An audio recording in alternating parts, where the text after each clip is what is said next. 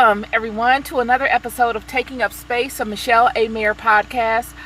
Always excited about coming forward, y'all, and that is the God's honest truth. I'm always so excited to come forward and to share a perspective with you. Not a selfish perspective, not to berate you. You know, the hardest part of doing this job is just separating your own emotions from the content. You know what I mean? Like, you allowing yourself to be used as an avatar without imposing your stuff in on your stuff. You know what I mean? Like, surely the concepts that I come forth with, I generate because of experiences that I have. And I truly believe that it's God that leads me to have these experiences because I need to expound upon them. This is what legitimizes the content that I come forth with, because in that it is organic. It's not something that I make up or that I listen to and then I try to act like I understand it and I come on and I try to regurgitate somebody else's stuff. No, y'all. This is not that. These experiences I have walked through and I've wrestled with, and I wrestle with them. I wrestle with tremendous things. Right now, my dad is in a very delicate place, and I'm a daddy's girl. Like, I'm a very loved woman. My father has played a pivotal role in my life, and my dad is really in a very delicate place. And you know, that and other things that I deal with, I allow to happen. Well, I just deal with them. And I look to pay attention to them as much as I can so that I get the most from the experiences and that I'm actively involved in the experience. And then I continue to do what I gotta do while I'm doing that. You know, some things that you go through in life, you can't testify to while you go through them. You would be doing people a disservice by doing so because you yourself don't have the full perspective on that thing. You'd be testifying to a falsehood, a projection, because you haven't walked through it long enough to really get a full handle and a grasp on exactly what it is that you're dealing with. So that's how some things are in life. Yet there are other things that you can go through and you can testify to while you go through.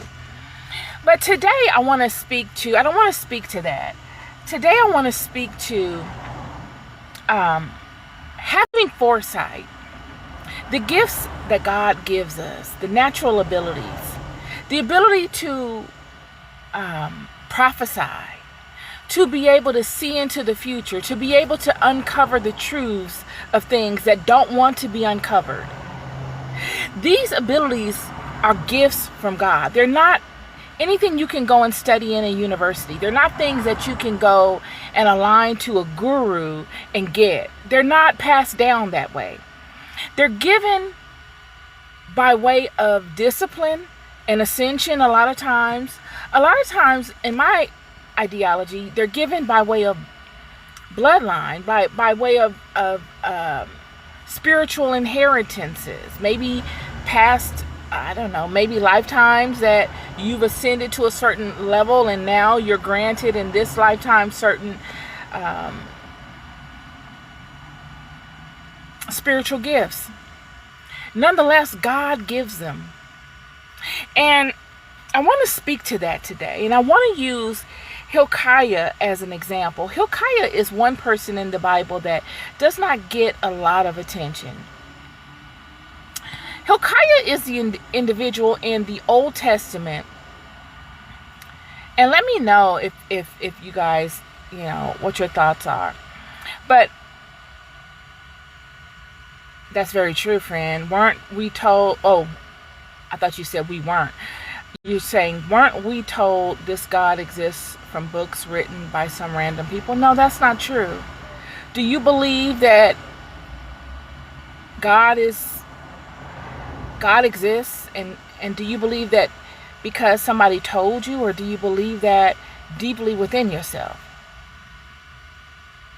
Did somebody need to tell you that there is a method to this madness of life, that this balance, this beautiful, majestic plane of existence that we've had the ability to partake of just happened?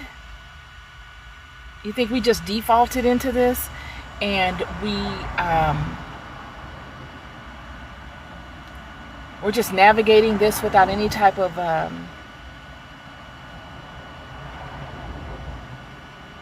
GPS system? I don't believe I know the Bible God doesn't exist. Okay, well then see, that's a great statement. That's a powerful statement. And because I don't have time to and I'm not going to debate with you. Because this channel is for people that know and that believe that God exists, you might want to find another channel. Yeah. This is not the channel to come to debate. I'm not here to debate. This is for people that already know and that we're in agreement. And that when we come together under that fundamental agreement. And since you're lacking in that agreement, this might not be for you. And so, everything that you express beyond that, I just don't have time to elaborate on. You know what I mean? Because it all defaults back down to that missing foundation. So we'll just be talking about different hypotheses that you have, and we'll be all over the place and spend the entire podcast trying to rectify or speak to your hypotheses on belief and knowing and the Big Bang Theory and how we began, and somebody told me this and I read that somewhere else and I heard of this. We'll be spending all day on that.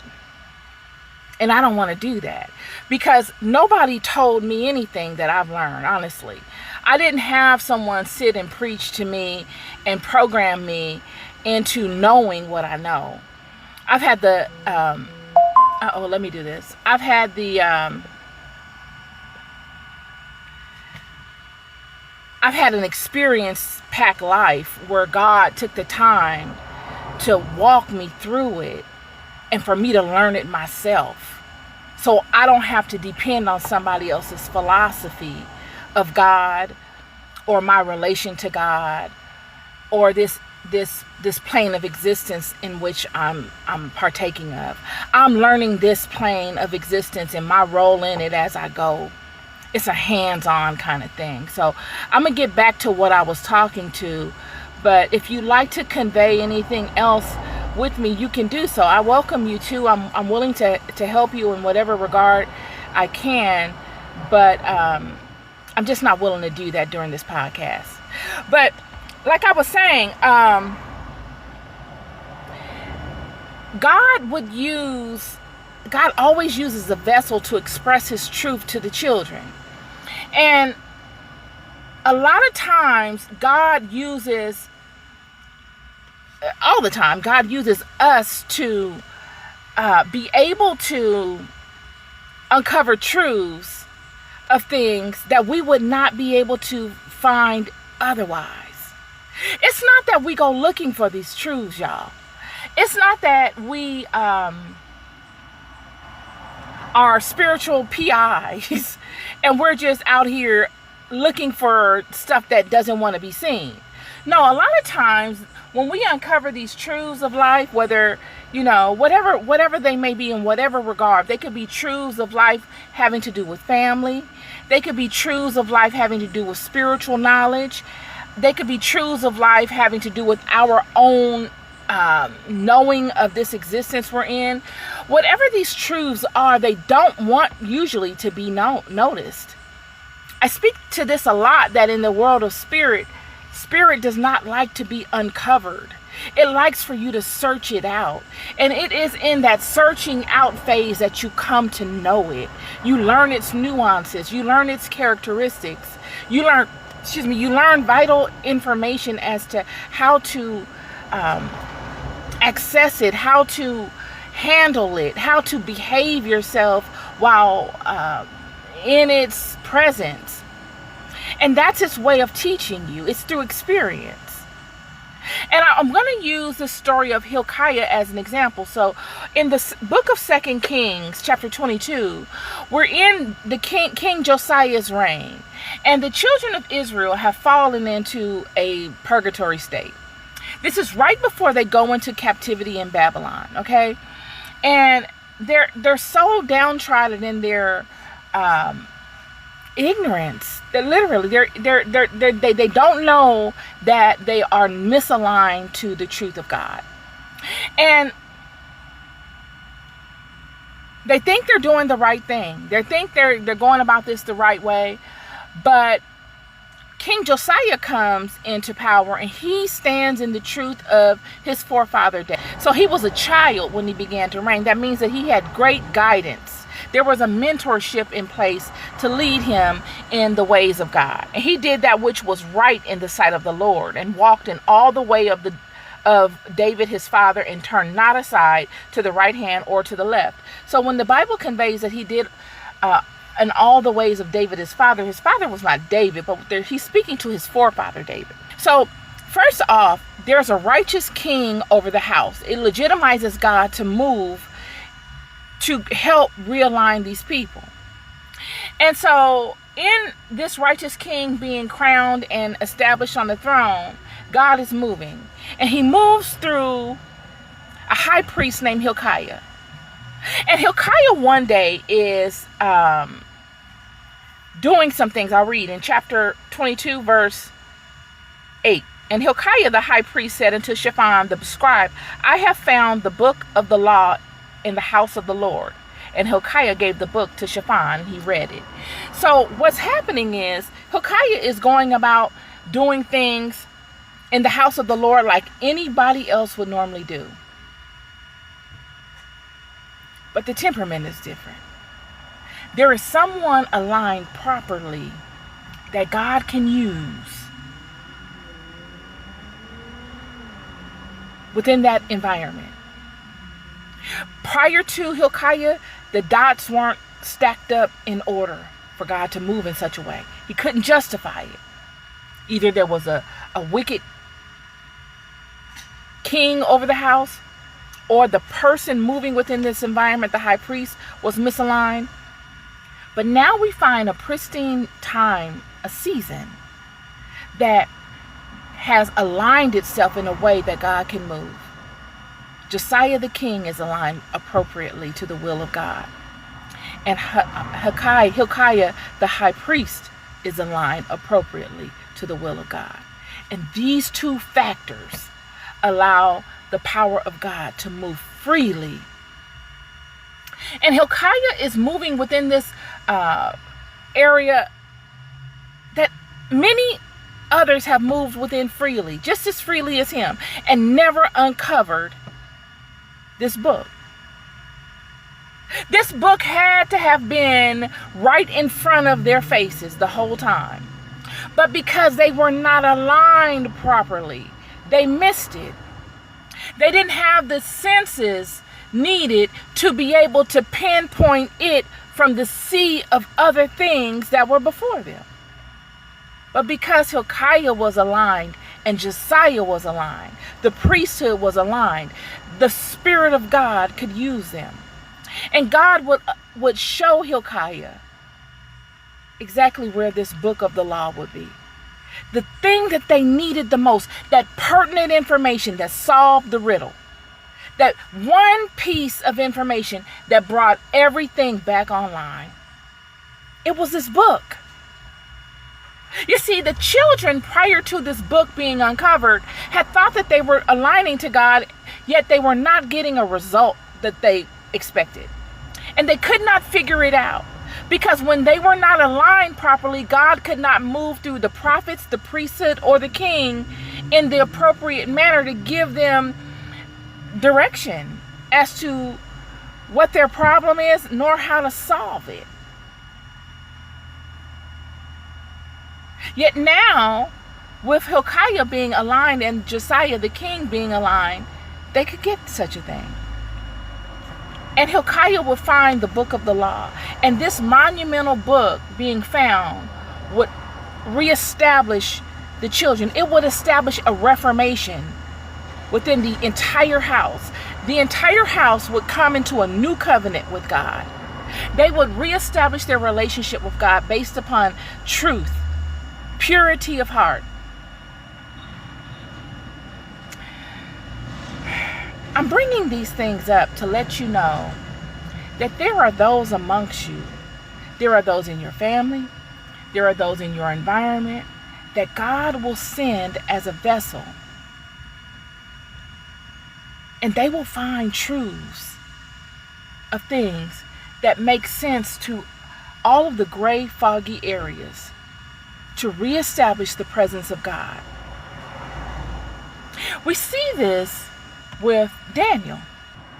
This same ability for one to be used by God to uncover truths that are hidden, that are not easily accessible, that one would even think are impossible to come up with, is made possible. When we look at the story of Daniel and the king Nebuchadnezzar, we're looking at a situation where the king has supposedly forgotten his dream. He's had a monumental dream, and he knows it's monumental, and he forgets aspects of the dream. But also, in my opinion, King Nebuchadnezzar was a very wise king, and he knew the buffoonery and the lies and deception that were paramount amongst the prophets. A lot of times, these prophets would take advantage of the king, like we saw in Egypt, where the priests would hold the Pharaoh hostage and really use their spiritual prowess to extort the Pharaoh. King Nebuchadnezzar would notice this amongst the priesthood as well. And instead of him working for the priesthood and putting himself in a disempowered state to the priesthood, he made the priesthood and all of the prophets and all of those that could interact in the world of spirit work for him. And he established a mandate amongst all the prophets and all the astrologers and wizards and sorcerers and soothsayers of his nation, and said, if no one can find out what this dream is, then I'm going to unalive all of you because you're worthless. Because this is the whole reason that I have you here. It's for you to be able to, for me to come to you and to be able to depend on you to help me lead this nation by way of your spiritual gifts. But at this pivotal time that I have this monumental dream, if you're not able to tell me what that dream is and decipher it for me, I'm going to unalive all of you. And now all of the prophets that are on the bench, that are doing the minimal thing, that could care less if he gets a interpretation of his dream or not, rise to the occasion because they have stake in this now. And that prophet will be Daniel. Daniel will put it on his radar. He would make an emphasis of it. And Daniel would do what Mary would do. And somewhat what Hilkiah did. He would make himself as a vessel, an avatar, fine-tuned to receive communications from God, truths of God, of his environment. Whatever he focused his attention on, he could find the truth of. And in that truth, he would be able to tell King Nebuchadnezzar his dream and interpret it. This is not exclusive. We see this with Joseph. Joseph did the same thing with Pharaoh. Pharaoh could not understand his dream, and neither could any of the wise men in his nation. But Joseph would come before him and consult with him. He would break the dream down, explain it, and then give him a solution as to how to go about it. And that's my word to you today. Is that there are many amongst you that God uses to see truths of things that have been hidden, that have been premeditatively hidden for wickedness, deception, or for whatever reason that they're hidden. In Hilkiah's case, the book of the law was hidden because nobody was worthy to uncover it. It's kind of like the sword of King Arthur being able to be pulled out of the rock. No one was worthy to come and remove it. It's kind of like Moses being behind the mountain, getting the prophetic experience with God, and then he finds the staff.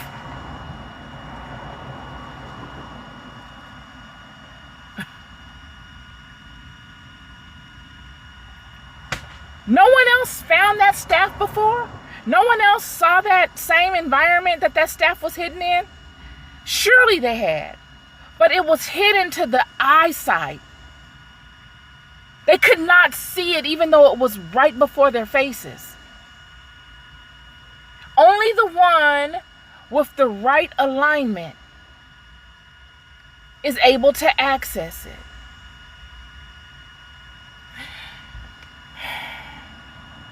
These truths, y'all.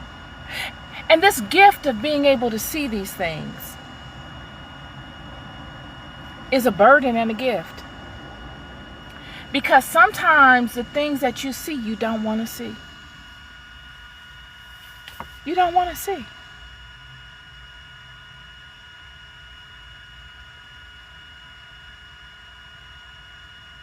Because to see holds responsibility. You can't unsee it. This could come in the form of family situations. You can see the truth of something plain as day, and nobody else sees it. But you see it. You can't unsee it. You can't default back to the time you didn't see it and placate yourself in that environment as if you don't know it. You can't. God holds you to a higher regard now. You were shown that thing to hold that thing accountable. And it takes courage to do that. It takes you being called, problematic, or you being discussed in certain circles that, you probably don't care either way, because they're not your circles anyway.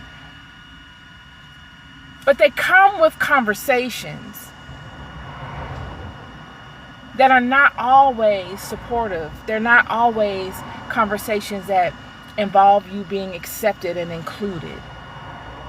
They come a lot of times with you seeing things, friend, as deal breakers.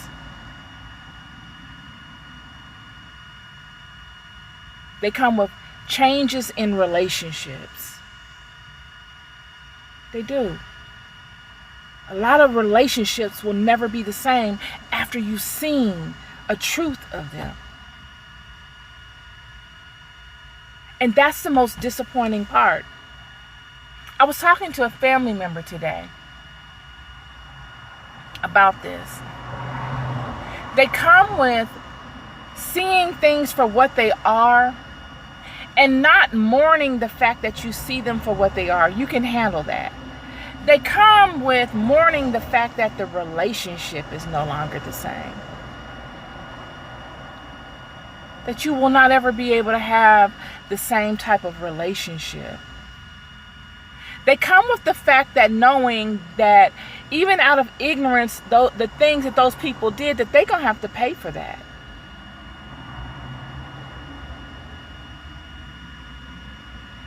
They do.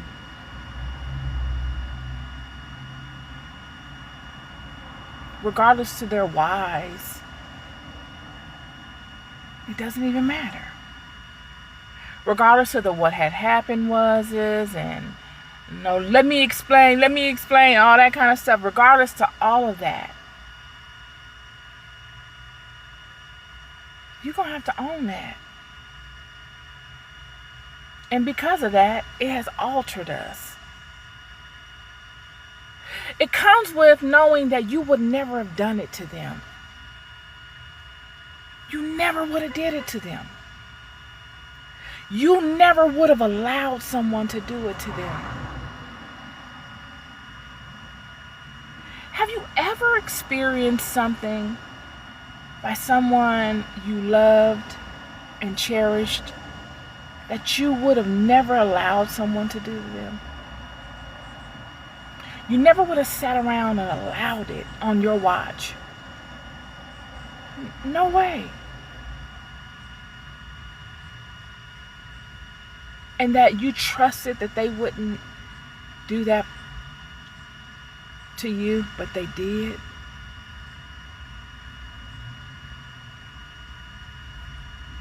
You ever had a small circle because you were so particular about your environment and the people you had around you that you felt like you chose wisely based upon experiences and time? And even one or those in your small circle betray you, and they do you like that. Joseph. But the key perspective that I need you to get from this, and that I'm looking to convey, and that I needed a refresher on today, and I got it from a family member I was speaking to, is that, and that God showed me this yesterday when I was pondering this, is that through it all, the disappointments, the betrayals, all of that, you don't let it change you, and that you don't forsake the relationship entirely. The goal in that is transforming it. You've got to alchemize that just like you've alchemized everything else. I keep telling y'all, you've got to be selfish. I know people don't like to hear that word. It sounds selfish. But the first law of nature is self-preservation. You've got to be able to do you first. You've got to. Whenever you decide to try to extend that outward too much, you begin to lose your focus. You begin to lose your balance. And frustration kicks in, and sadness and all these other feelings kick in. But you've got to bring it back in, and you've got to say, does God love me? Am I loved? Am I dependent on other people's acceptance? Have I made it this far dependent on people? Or am I a leader in my own right? Am I leading by example or leading by direction of other people? Am I leading by example or leading by direction of other people? Thing done. Instead of saying, woe is me, look at what has happened, this person betrayed me, that person did this, you can change the perspective. That person betrayed themselves, because they're going to have to pay for that. I refuse to partake in that. I ain't got nothing to do with that. You're going to own that. I've been blessed with vision. I've been blessed with the ability to have insight. And my insight gives me the upper hand. I will not go down to the level of emotional duress based upon what I wished would have come about between you and I. I'm not doing that.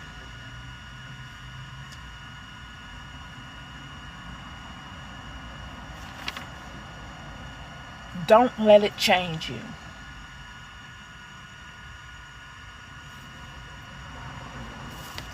Instead, I'm going to transform it.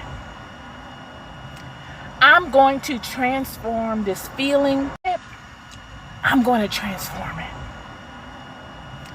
I'm going to transform this feeling into power out of information.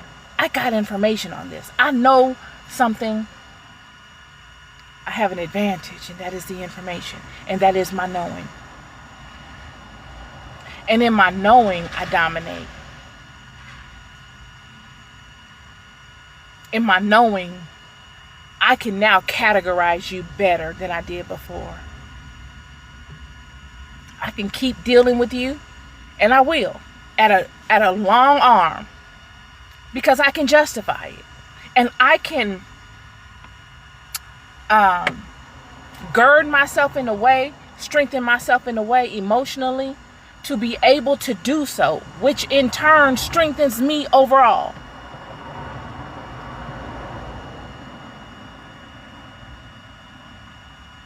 And I move on the greater and the better.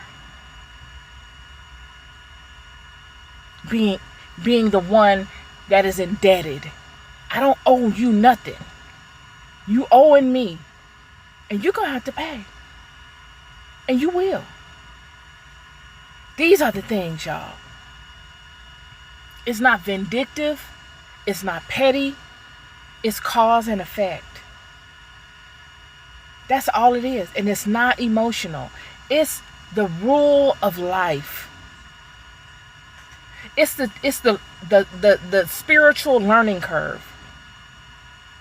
It's the way that God teaches all of us ourselves and allows all of us to see ourselves and to make ourselves better.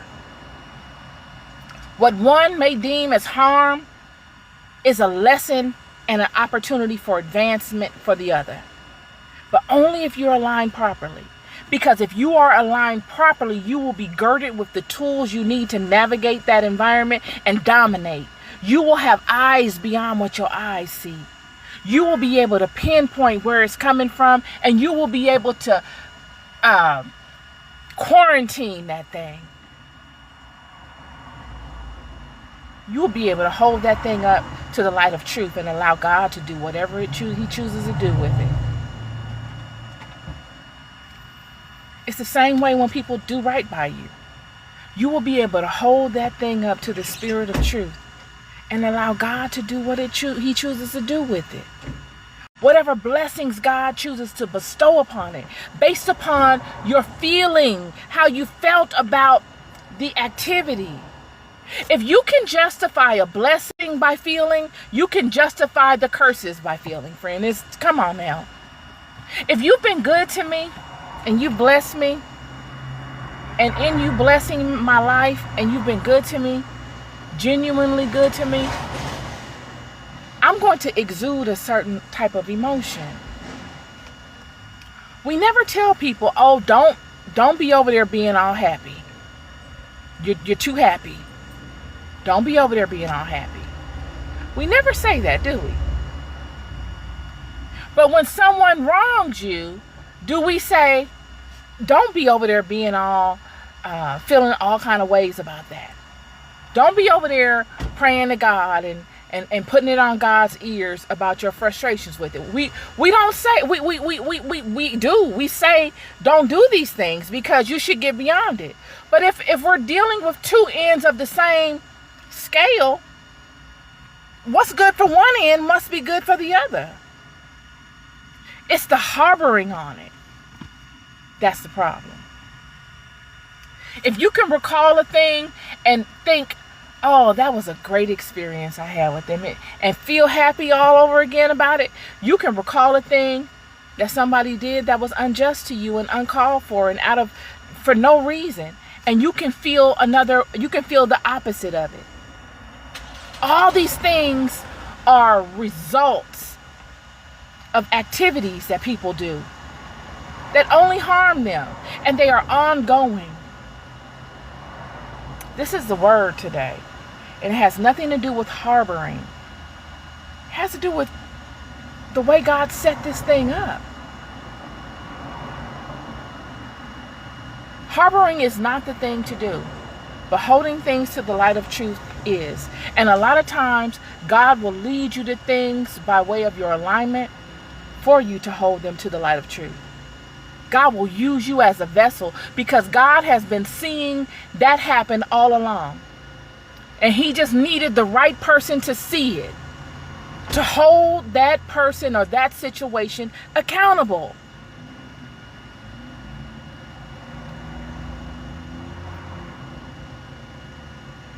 It was just a matter of time.